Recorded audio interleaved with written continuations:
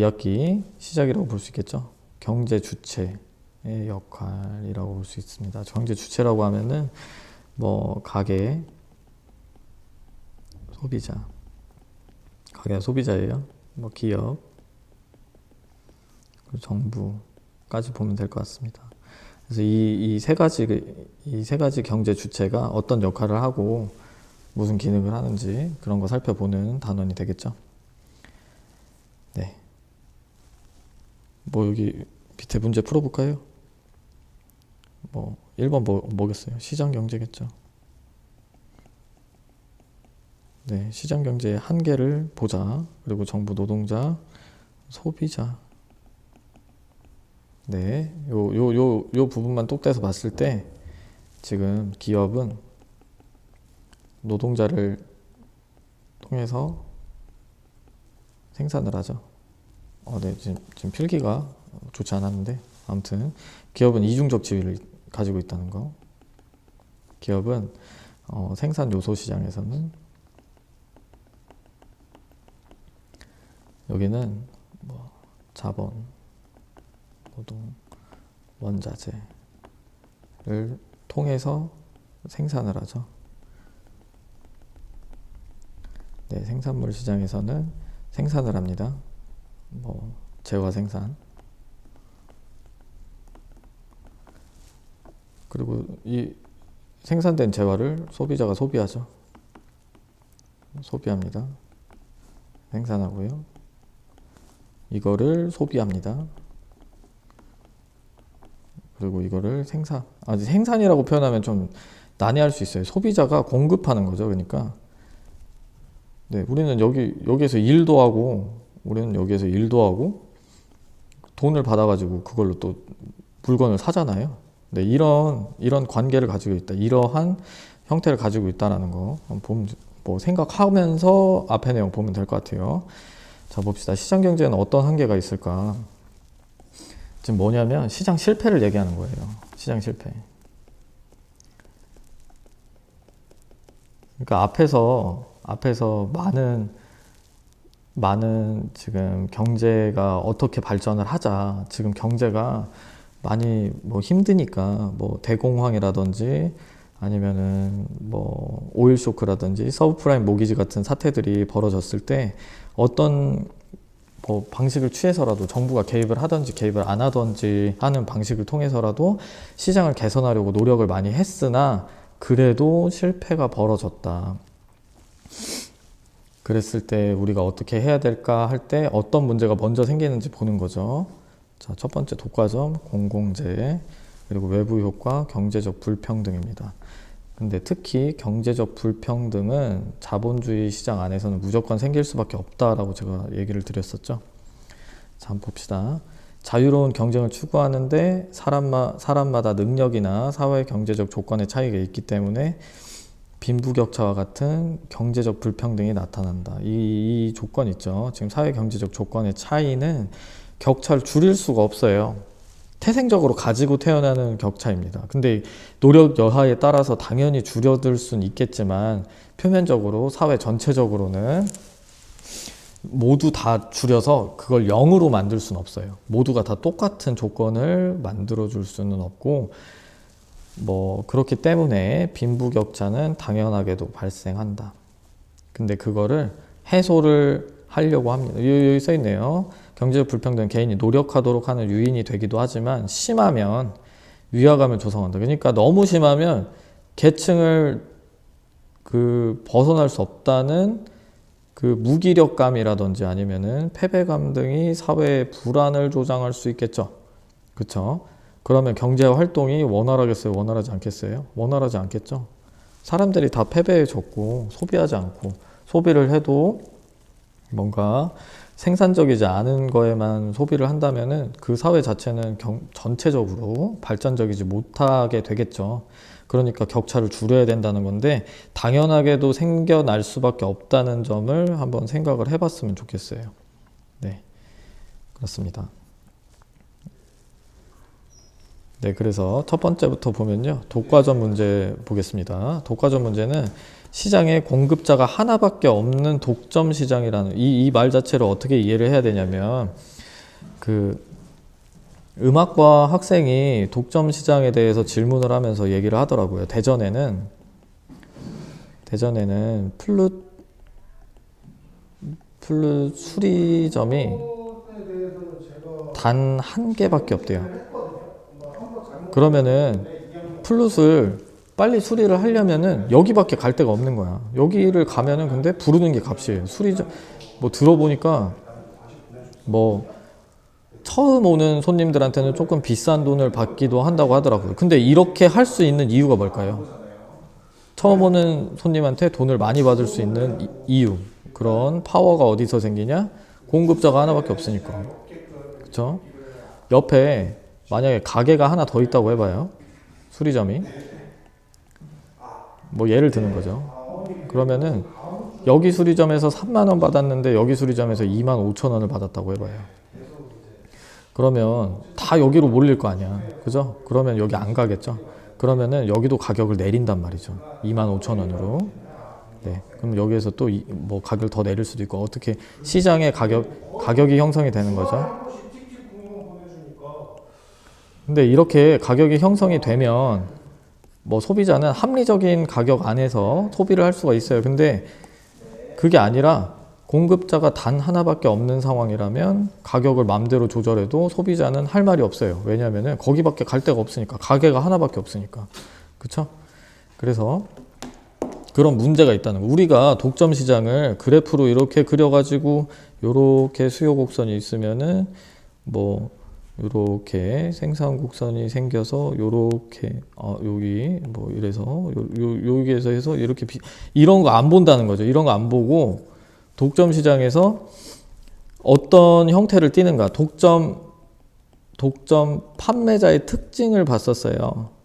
이거는 제가 강의로 설명을 했었으니까 그거를 한번 보시면 좋을 것 같고요. 독점이 뭔가, 독점 시장이 무엇인가를 우리가 안다면 이거 자체도 독점 판매자를 이해하는 것도 크게 어렵지 않을 것이다 라는 생각 듭니다. 그렇게 정리하시면 될 것 같고요. 어려우면 질문하시고요. 자, 공공재 공급 부족입니다. 이거는 공공재의 성격을 한번 보면서 왜 공급이 부족하지? 라는 생각을 해보는 거죠. 자, 지금 여기에서 봐야 될 건 뭐냐면 시장 경제가 어떤 문제점을 가지고 있느냐예요. 그쵸? 그래서 지금 나오고 있는 문제점들은 해결점이 아니에요. 절대로. 어떤 문제가 생기냐까지 보는 거예요. 독과점은 뭐랬죠? 비싼 가격 플러스 뭐 적은 공급. 수량이 부족하다는 거죠. 그쵸?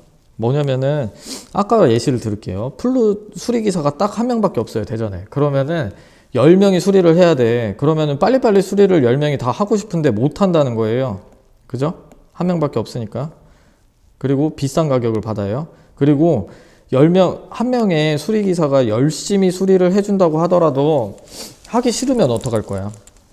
그죠? 나는 하루에 한 명 것만 수리할 거예요. 이럴 수도 있잖아요.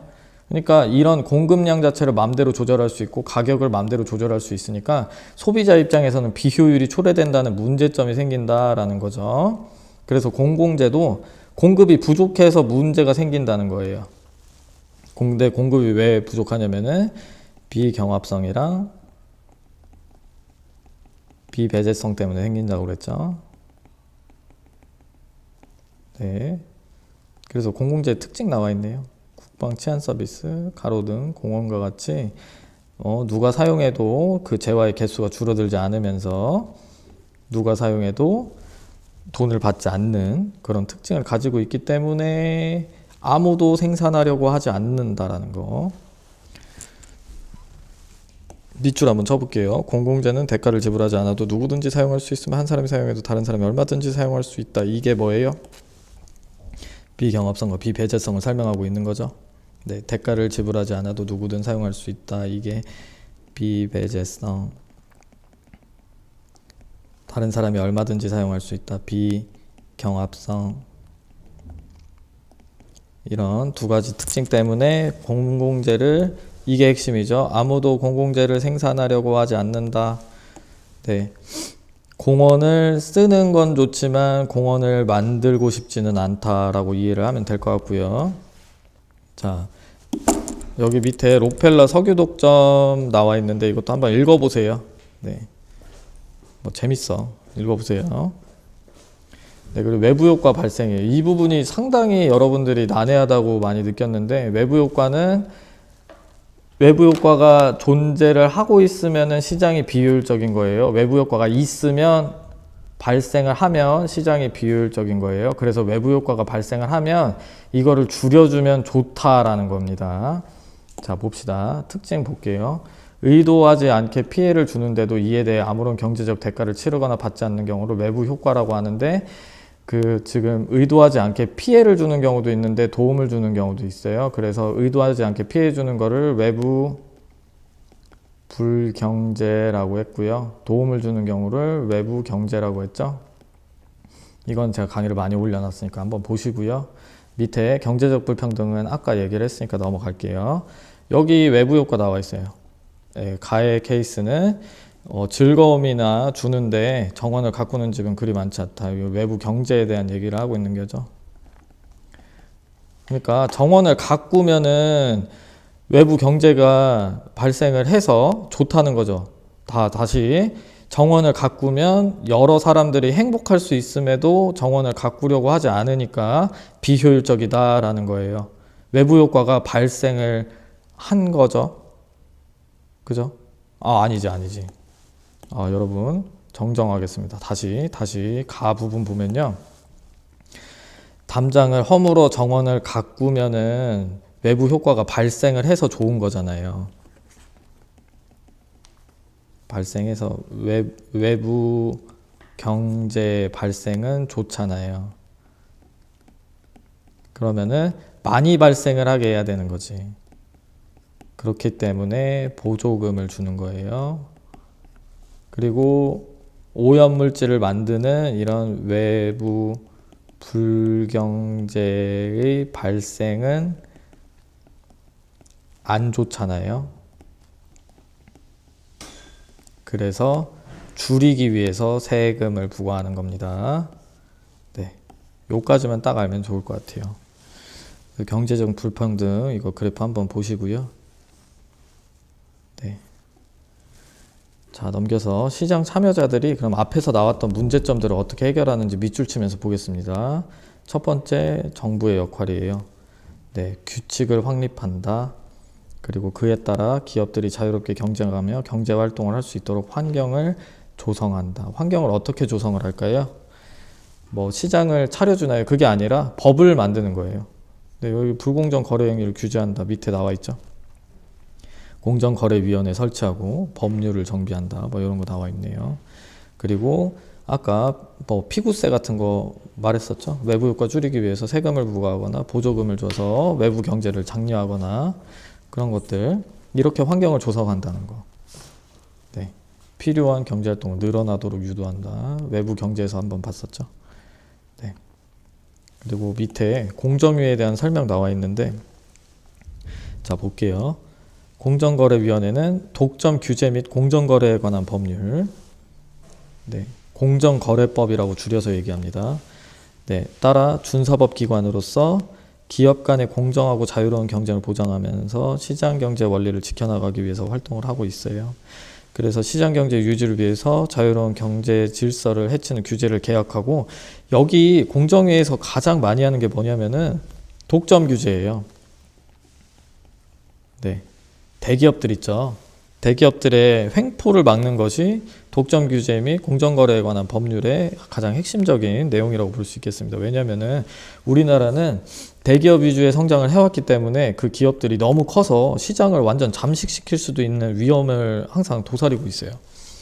그거를 방지하기 위해서 뭐 따로 시장 전체적인 질서를 잡아주는 역할도 하지만 가장 큰 역할은 우리 역사적으로 봤을 때 그런 기업들 규제하고 공정한 거래가 일어나게 할 수 있도록 하는 역할을 한다는 거 생각해 볼 수 있겠어요. 네.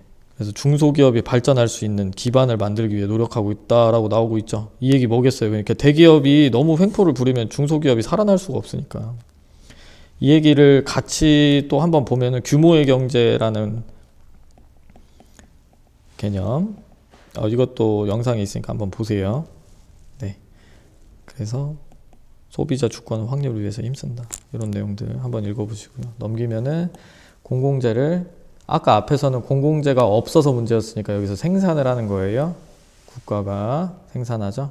그래서 밑에 요 예시들은 외워두셨으면 좋겠어요. 도로, 항만, 철도, 교량, 공공도서관, 공원 같은 것들, 특히 도로, 항만, 철도, 교량 같은 것들은 처음 설치하는 데에는 돈이 엄청 진짜 무지막지하게 돈이 많이 들어가지만 유지하면서 그 유지 비용 자체는 싼 특징을 가지고 있죠. 그러니까 누구라도 시장에 참여해서 만들려고 하는 그런 모습이 잘 보여지지 않기 때문에 전체적인 사회의 만족감이나 효용 등을 위해서 국가가 나서서 설치를 하는 겁니다. 그리고 네, 여기는 뭐 공공재에 대한 해결책이 되겠고, 다음 단락을 보면은 소득 재분배 정책을 위해서 경제 불평등을 해소하기 위한 노력들을 하고 있다는 내용들.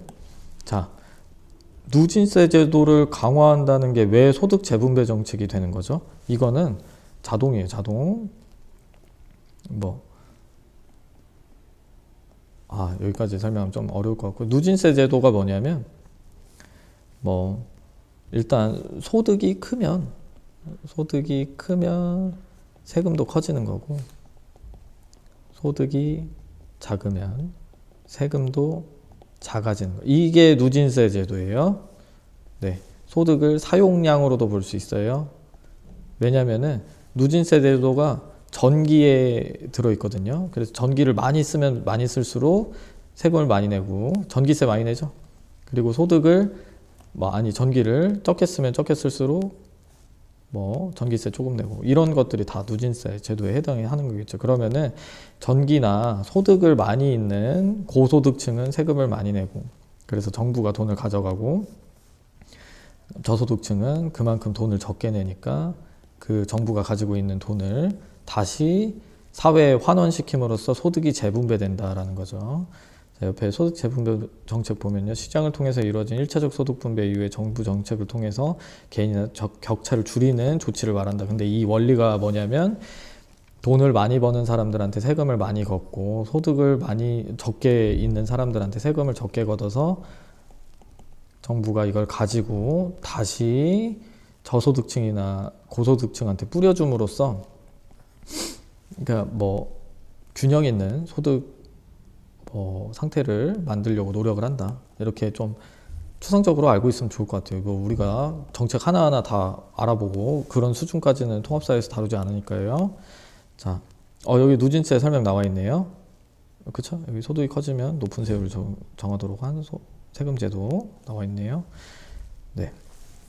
그리고 다음 단락 보면요, 정부가 고용 촉진이나 물가 안정을 위해서 시장에 개입해서 문제를 주도적으로 해결을 하기도 한다. 경기를 부양한다. 이 얘기는 지금과 같은 경기 침체 상태에서는 경기가 많이 활성화되게 하기 위해서, 우리 지금 있었죠? 코로나19 때문에 지금 지원금 줬잖아요. 100만 원씩 줬다고 했나요? 그렇게 돈을 줌으로써 시장 경제를 활성화시켜서 경기가 조금 더 활성화되도록 하는 거, 이런 거 한번 생각해 볼 수 있겠고요. 우리가 자세히 다뤄보는 것까지는 너무 어려울 것 같아서, 경기를 부양한다는 뜻은 침체되어 있는 거를 활성화시킨다. 고용 상황을 개선하기 위해 재정 지출을 늘리거나 세금을 이용하는, 같은 맥락이에요. 뭐냐면은 경기가 침체되어 있다는 내용은 고용 상황이 좋지 않다는 얘기예요. 그래서 그거를 개선하기 위해서, 활성화시키기 위해서 노력을 한다. 그래서 재정 지출을 늘린다는 거는 국가가 돈을 많이 쓴다는 거죠. 그리고 세금을 내리기도 하고, 세금을 내리면 어떻게 되겠어요? 우리가 소득이 이만큼이라고 했을 때 세금이 이만큼이라고 해봐요. 실제로 쓸 수 있는 돈이, 전체 소득이 이만큼이라고 했을 때 세금을 제외한 나머지 실제 쓸 수 있는 소득이 가처분 소득이라고 했는데, 세금 자체가 이게 줄어들어 봐요. 이렇게 줄어들었어. 그럼 그러면 이렇게 쓸 수 있는 소득이 늘어나잖아요. 그러면 쓸 수 있는 소득이 늘어나면은 밖에서 많이 쓰겠지. 그러면 시장 경제가 활성화되니까 경기가 부양된다. 이런 뜻인 거죠. 그리고 물가 안정을 달성하기 위해 재정 지출을 늘리거나 세율을 인하하기도 한다라고 하는데, 이 물가라는 거는 다루지 않을게요. 그냥 보세요. 물가 오르면 좋겠어요? 안 좋겠어요? 안 좋죠? 왜냐면은 우리가 100만 원을 번다고 해봐요. 근데 빵이 10,000원이야. 뭐 예를 드는 거죠. 1만 원이에요. 그럼 빵 100개 살 수 있죠? 근데 5만 원으로 빵이 늘어났어요. 그러면은 빵을 20개밖에 못 사요.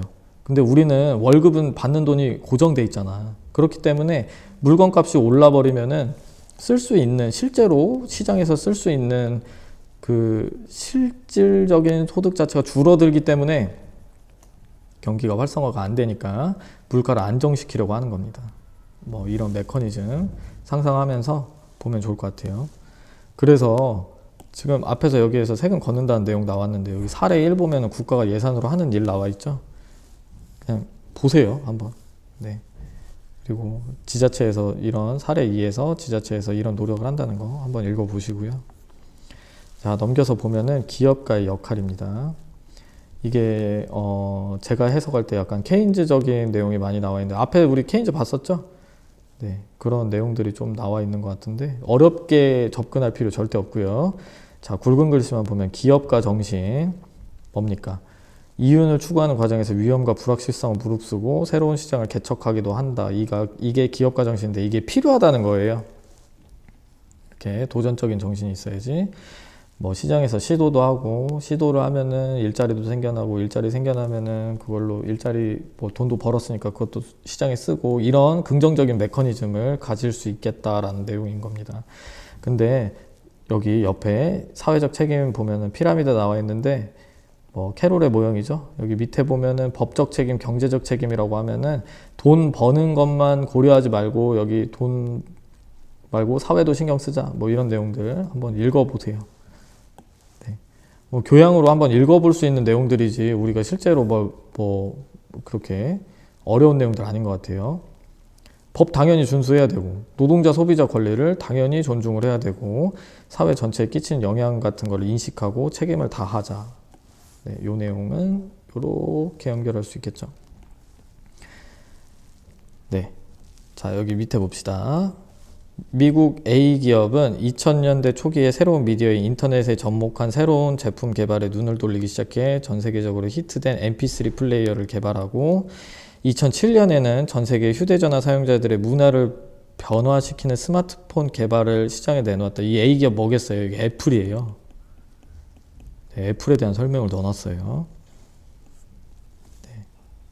네. 기업가 정신을 애플과 연결지어서 보고 있는 거죠. 미국의 여기 자료 2번 볼게요. 일본의 B 공업회사는 직원의 정년은 70세이고 전 사원이 정규직이다. 와, 좋네요. 뭐 이런 거 한번 읽어보세요. 네. 그래서 기업이 어떠면은, 기업이 튼튼하면은, 제가 앞에서 말했었죠. 기업이 생산하는데, 생산할 때 뭐가 필요해요? 노동이 필요하죠. 노동은 누가 공급해요? 소비자가 공급하죠. 그러니까 이런 관계를 가지고 있기 때문에 기업이 튼튼해야 소비자도 튼튼할 수 있는 거예요. 네, 그렇기 때문에 기업가 정신, 또 그리고 기업 윤리 같은 거 강조된다는 거, 이런 상상력 속에서 한번 보면 좋을 것 같습니다. 자, 넘겨서 노동자의 역할인데, 이건 노동자의 역할이 아니라 권리라고 바꿀게요. 왜냐면은 이 전체적으로 권리에 대한 내용만 나와 있기 때문에. 자, 근로권 밑에 굵은 글씨 보면 근로권 나와 있고, 그 밑에 근로기준법, 최저임금법, 노동 3권 나와 있어요. 그래서 단결권, 교섭권, 행동권 한번 보시면 좋을 것 같고요. 자, 넘겨서 소비자 역할입니다. 네, 소비자 주권하고 윤리적 소비 같은 거 한번 보시면 좋을 것 같아요. 네, 여기 지금 노동자의 역할이랑 소비자의 역할은 하나 같이 엮어서 보면 좋을 것 같은데, 뭐 제가 앞에서 설명을 했듯이 노동자와 소비자를 같은 거라고 설명을 했기 때문이죠. 네, 이런 권리가 있어서 노동자에서는 이런 역할이 아니라 이런 권리를 잘 행사를 할 수 있도록 우리가 권리가 무엇인지 알면 좋을 것 같고, 소비자의 역할에서는 뭐겠어요? 자, 윤리적으로 소비하고, 우리가 소비를 할 때 우리에게 선택권이 있다. 개개인의 선택권은 우리한테 있다. 라는 거 알고서 소비하면 좋겠습니다. 네. 앞에 그 1단원에서 봤던 합리적 소비가 되겠죠. 요 내용은 안 봐도 될 것 같아요. 나는 어떤 소비를 할 것인가. 요건 안 봐도 될 것 같아요. 자, 그래서 요거 문제 한번 풀어볼까요? 네, 1번 괄호 안에 동그라미 해보자. 국반 치안 서비스 가로등과 같이 공동으로 이용할 수 있는 재화 서비스를 공공재라고 하는데 시장경제에서 이거에 공급이 부족할 수 있다. 자, 어떤 경제 주체의 활동이나 다른 사람이 의도하지 않고 사회적 과다 생산, 과소 생산이 이루어지는 것을 외부 효과라고 합니다. 과다 생산되는 건 뭐였죠? 외부 불경제였죠? 안 좋은 거였죠? 과소 생산되는 거는 외부 경제였죠. 네, 이게 어려우면은 앞에 있는 강의 보세요.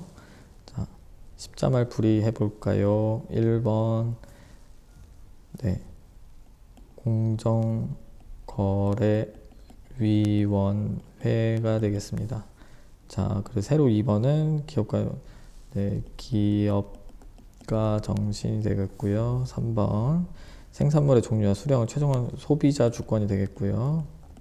어렵지 않죠? 자, 노동자의 4번 노동자의 주요 권리로서 이거는 뭐겠어요? 노동 3권이 되겠죠. 네, 그렇습니다. 3번 한번 읽어보고 뭐 이거 써보세요. 네, 여기까지 2단원까지 네, 정리 보겠습니다.